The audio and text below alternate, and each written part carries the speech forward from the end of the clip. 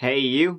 And before we begin hunting a vengeful killer in this old video, I would like to let you know that this video is sponsored by Hunt-A-Killer. Hunt-A-Killer is a subscription service. You play a private detective tasked with solving a fictional crime. Every month you get sent a box of evidence, comprised of video, audio, interviews, autopsy reports, photos, and other bits and pieces of evidence. Your goal in this is to analyze those documents, narrow down your list of suspects as the case unfolds, and catch the real killer. They sent me a season and honestly I loved it, staying in for just hours at a time, going through all the evidence, debating it, and you actually have to use a lot of your real world knowledge as well in it, which is really fun. So you have to put your thinking detective cap on. To get 20% off your first box, please visit huntakiller.com/thatchapter and use code CHAPTER. Also, part of the proceeds go to the Cold Case Foundation, an organization that works to bring justice and restoration to cold cases, something we chinwag about all the time. So once again, that's huntakiller.com/thatchapter and use code CHAPTER at checkout for 20% off your first box. You genuinely won't regret it. It really puts you in the detective's shoes, and if you have an interest in true crime, and I presume you probably have at least a passing interest if you're here, you'll love it. Thank you so much to Hunt-A-Killer for sponsoring this old video. Now how about we do just that? Hey you, and welcome. My name is Mike, and in this old video, we're going to talk about a doc.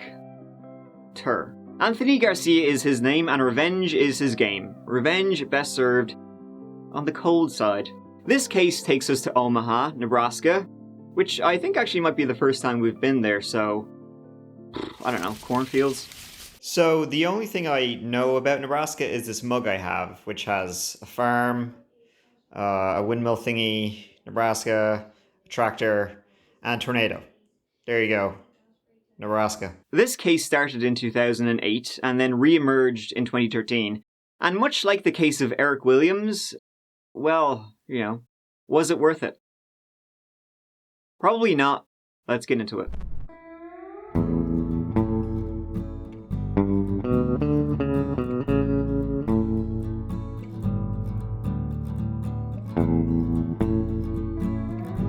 On the 13th of March 2008, in the lovely, quiet neighborhood of Dundee, Omaha, 11-year-old Tom Hunter was returning from a good old day at school, just after 3 p.m.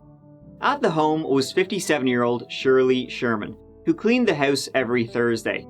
Now, Tom wasn't an only child. There were 4 boys in the family, 2 grown and 1 in university, leaving Tom the only one still at home.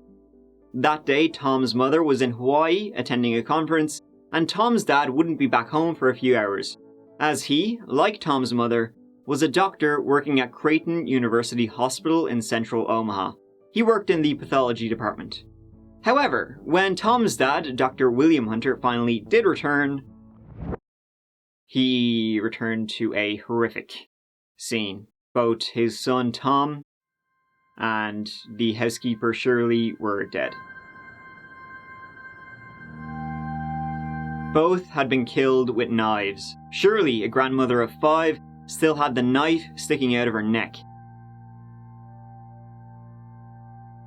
When the investigation began, it was weird. There were no signs of any sort of struggle, no mess, no fingerprints, no bloody footprints or stuff like that. Nothing stolen. But the murder weapon, the knives, did come from inside the house. Tom's dad, William Hunter, was then interviewed by police. His demeanor is a little weird, but he was in shock. When I came in, Shirley was right there in the hallway between the back door and the front foyer. So the first thing I just said, "Where's Tom?" I think I yelled out, "Tom." Do you have any idea who or why somebody would do something like this? Honestly, I've been just racking my brain. I mean, we live a very peaceful existence, almost ridiculously simple. Have any patients that are upset with you? Me. Okay. Not as far as I know. All right. Honestly, How about your wife? I don't know. I mean, usually not. So the investigation and who could be behind this, well, the police were kind of stumped from the get-go. Nice neighborhood, no known enemies, that sort of thing. I mean, who would even murder an 11-year-old boy and a housekeeper? Like, what the shit? Was it a random attack? Tom was a quiet, sciencey kid. He got along well at school, but he had one interest that piqued the investigators' interest. He loved his Xbox 360. Who doesn't? I mean, I remember playing the shit out of Halo, Gears of War 2, doing lots of online killing. And so the police began to wonder if some of his online killing had some real-world consequences. Teabagging can be a dangerous game. Even when the police arrived at the house after being alerted by William Hunter, the Xbox was still on. Does he play around on chat rooms or anything like that you might be nervous about? I mean, I don't know. He's on, the only chat room I know he's on is Yville. Yville is like a children's online game thing, but it was his Xbox Live account that the police were more interested in. We begin with an I-Team exclusive. This child and the family housekeeper dead in a Dundee home. No suspects, no arrests. Now we've learned lead investigators going online for answers using one of the victim's computers. Who was he chatting with and talking to online? I mean, username 360 no scope 420. You probably think you're playing with another kid, but it could literally be anybody, including a homicidal maniac. And it turned out he talked to like 50 people online, like with regularity. So these were all people the police would want to talk to. So that was one lead, and another one was who neighbors saw that afternoon. Described as a male with olive complexion, heavy, shoulder bag, and they were able to get a description of his car too, with out-of-state plates. This was put out, but the investigation had to continue until they could identify this fella. Now, a lot of the investigation focused on Tom. It was never really believed that Shirley Sherman was the target. I mean, it occurred in the Hunter home, and she was just there, like one afternoon a week just to clean, so it was unlikely a killer would be after her and get her there. As time went by, leads got thinner and thinner, and suspects quickly became non-existent. The police tracked down every single one of his Xbox Live contacts, resulting in jack shit. And so it was the parents of Tom, doctors William and Claire Hunter, who, police began to suspect were they the real targets. William was a member of the pathology department, and he oversaw students coming through training. So a disgruntled coworker, or possibly student, became another lead. However, going through all of that, the investigators ran into another dead end. Possible suspects, ones who even may have had a grudge, were ruled out. They had an alibi at the time of the murders. The family of Shirley Sherman ended up offering a reward of $50,000 for information. They hired a private investigator, but again, this led to nothing new. Nothing the investigators hadn't already covered. And so time passed. A lot of time. This weekend marks 2 years since the deaths of 57-year-old Shirley Sherman and 11-year-old Thomas Hunter. Both you want to say to be patient, but how could I ask a family to be patient that went through something like this? We've looked into the computer background regarding the computers at the Hunter's house and Thomas's access to computers and chat rooms, and that leads us to a whole nother arena. Whether Thomas may have chatted with someone, maybe even the killer, online. That's one of the things that we're concentrating some of our efforts now, just to find out if Thomas was in different chat rooms communicating with people, who it was he was communicating with, and what those communications were like. We're going to devote as much time, effort, and resources as we can to try and find out exactly what happened here and hold somebody accountable. In May 2013, 5 years later, something else happened. I got to check the well-being at 11421 Shirley Street, 11421 Shirley Street. Says he went there to get a piano from an elderly couple. The door was partially open. He yelled for him, got no response. Saw a gun clip laying close to the door. He exited and is now waiting for you. I'm going to need a squad here. I got 2 parties down inside. One white male, maybe 50-60, and a female party. On the morning of the 14th of May 2013, piano movers arrived at a house in West Omaha. However, no answer to the Yale knocker. On the ground in the porch, they saw a handgun magazine. Not usually a good sign, better call up the Popo police. And inside would be nothing good. An older man's body was just inside, multiple gunshot wounds and a stab wound to the right side of his neck. Another victim, an older female, was nearby. She too had a stab wound to the neck. Unlike the first scene, this time there seemed to have been some kind of struggle. You know, the dropped pistol magazine. Blood was around the place. Again, knives were nearby, knives which came from inside the home. Nothing was stolen, no fingerprints or trail. The police quickly came to the realization that this was most definitely probably done by the same guy. 5 years though in the difference. And so when the victims of the 2013 attack were identified, this showed even stronger links to the previous attack. Still no answers for the family of Dr. Roger Brumbach and his wife Mary. A piano mover discovered the couple dead inside their home near 114th and Shirley Tuesday morning. Police are being tight-lipped, but they did say today their cold case unit is investigating this homicide's similarities to another double murder in 2008. Omaha police did say Friday the cold case unit is looking into a possible link between those crimes. The man was Roger Brumbach, a doctor at Creighton University Hospital, and he also worked at the pathology department, same as Tom's dad, William Hunter. The woman there was his wife, Mary Brumbach, but it was quickly, realized she wasn't the target. They both had last been heard from a few days before, on Mother's Day. Roger had actually been in the process of retiring from Creighton and moving, hence why the piano movers were there that day. So, 2 double homicides, both linked to Creighton Hospital, and not just the hospital, the pathology department. William Hunter and Roger Brumbach knew each other well. Crime scenes pretty similar, all victims stabbed in the neck, though a gun was involved in the second crime, and also half a decade in the difference. And not only that, right? 4 days after the Brumbach, the investigation began into their murders, another member of that same pathology department reported to police that someone had tried to break into their home. It was on Mother's Day, which is the last day the Brumbachs were heard from, and she just happened to be out that day, so it was like an alert on their phone, just like a notification. She wasn't there. Another person who worked in that same department, somebody was after them too. A special task force was set up to find the killer, that was stalking not just the hospital staff, the pathology department, it seems. And the focus of the investigation returned to, well, all roads lead to Creighton Hospital. Delving into the depths of the department, try saying that 3 times fast, they went back years into the personnel files.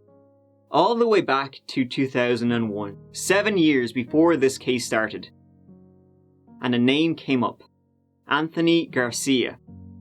He had been a resident in the Creighton Pathology Department, had a complaint filed against him by the family of someone he did an autopsy on. This was documented in an email from Roger Brumbach to William Hunter, in which the body was found lying face down, which markedly distorted the face. This was completely unacceptable for Anthony Garcia to allow this to happen, and William Hunter was asked to investigate the incident as soon as possible, before being terminated for unprofessional conduct toward another resident. His termination letter had been signed by doctors William Hunter and Roger Brumbach. And not only that, while at Creighton, he complained to his chief resident, and also he complained to Dr. William Hunter about Chandra Butra, saying she had insolent behavior and on many occasions she had humiliated, degraded, and insulted him. Chandra Butra, right, was the person who alerted the police that someone had tried to break into their home. Around the same time, the Brumbachs were killed. Someone, Anthony Garcia might also have a grudge against. She learned of his complaint against her and wrote, "Bill," meaning William Hunter, "well, how many more documentations do you need? I think we have enough good cause for immediate termination of a first-year resident."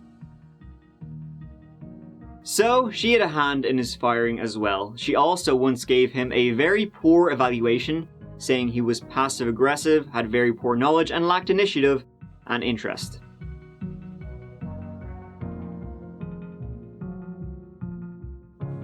Well, he was certainly showing initiative and interest. Now, Anthony was just seemed to be, not an easy person to get along with. He had previously been dismissed from other residency programs, beginning with his firing from a New York medical residency in 1999. Fired from other jobs, being denied medical licenses in other states. And after he left Creighton, was fucked out of Creighton. Every time he would apply for a medical license, a quick check with Creighton University Hospital would deny him one. This happened 7 or 8 times. The reasons for his firing, the reasons he gives, he explains in a letter applying for a medical license in Indiana in 2012, 4 years after he started his revenge. I was essentially fired from St. Elizabeth Family Practice Residency when I worked there because I yelled at a radiology technician. I was essentially fired from Creighton Medical Pathology Residency when I worked there because I called a pathology resident and told him his vacation was not approved. I left the University of Illinois in Chicago Pathology Residency when I worked there due to poor health/migraine headaches. I was essentially fired from Shreveport, Louisiana Psychiatry Residency when I worked there due to failing to get a medical license, because I did not disclose the above information. I did not disclose the above information to the states of California and Indiana and withdrew my medical license applications. I have medical license applications pending in the state of Texas, Indiana, and Kentucky. He, like Eric Williams, essentially had his career shut down by the very people he was seeking revenge against. Though in Eric Williams' case, you could kind of argue that the people he was seeking revenge against, they kind of got him fired for kind of bullshit reasons, kind of screwed him over. Though that's not an excuse, obviously. But in Anthony Garcia's case, he was just a shit doctor, a shit pathologist. He also owned a gun, one that was actually randomly found on a highway 20 miles from his home, that matched the magazine clip found in the Brumback porch. Following his paper trail, his credit card, they also found he was in Omaha the day of the Brumback murders. Here he is buying a few suds. And had searched for their address on his phone. And so investigators traveled to Terre Haute, Indiana, where Anthony Garcia lived. However, when they rocked up to his gaff, Anthony Garcia was gone. They tracked his phone, it pinged every 30 minutes, and he was up in Illinois driving north. He was pulled over, drunk as a skunk. Inside his car, they found a gun, bullets, a sledgehammer, and a crowbar. But what they also found was an LSU lab coat and stethoscope. He had worked at LSU for about 6 months before getting fired because, his medical license wasn't approved. So, was he going back to LSU to, were they on his list too? When questioned about the Omaha murders, he shut up, or shut down, completely. The police then searched his home in Terre Haute, and although he had a Ferrari outside, inside the place was a dump. He spent all the money from his non-existent medical license on a Ferrari, it appears. His home was about to be foreclosed, he was broke, and on the table there were a load of insurance documents and that kind of stuff. Anthony Garcia wasn't planning on being around too much longer. Though, not in America too much longer. It seems Anthony was very sloppy too. He more or less detailed his stalking on papers left at home. And it seems he planned to flee to Canada or to New Orleans and out the Gulf. He was driving north when they got him, so maybe he had decided on Canada. Yeah, this was a note they also found in his home.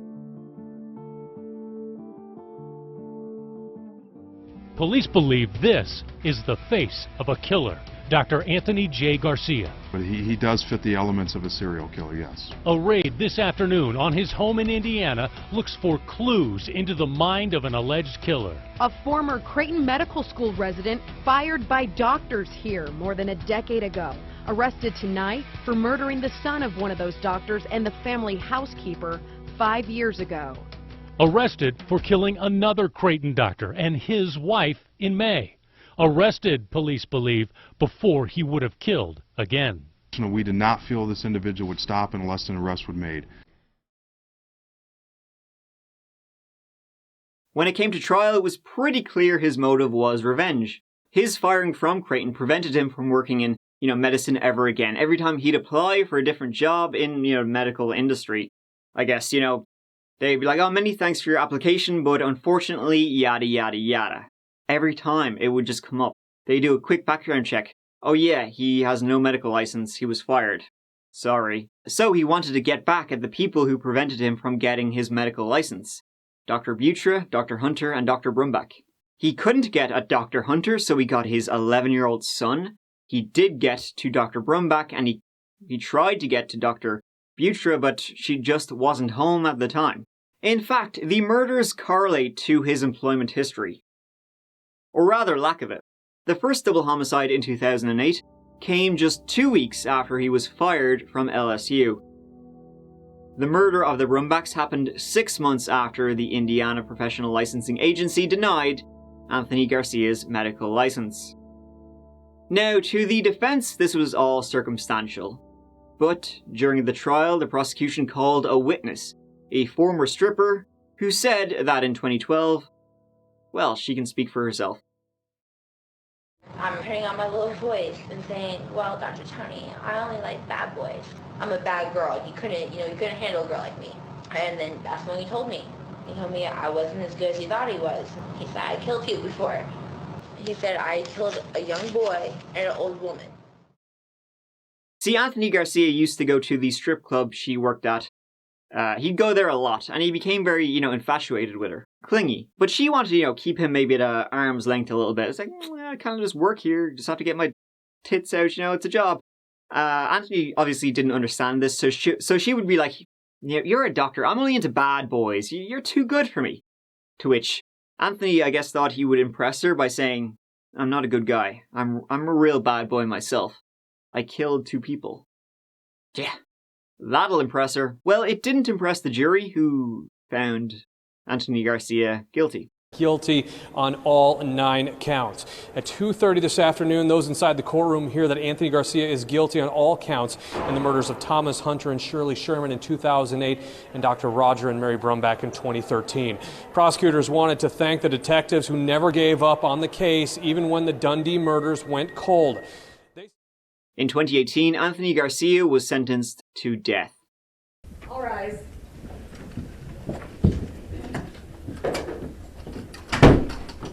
Thank you. Please be seated.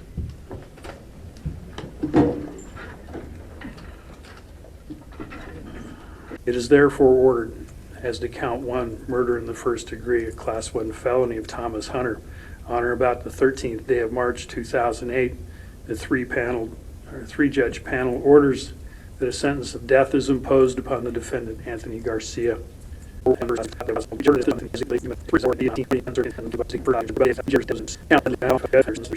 sentence were adjourned. Thank you.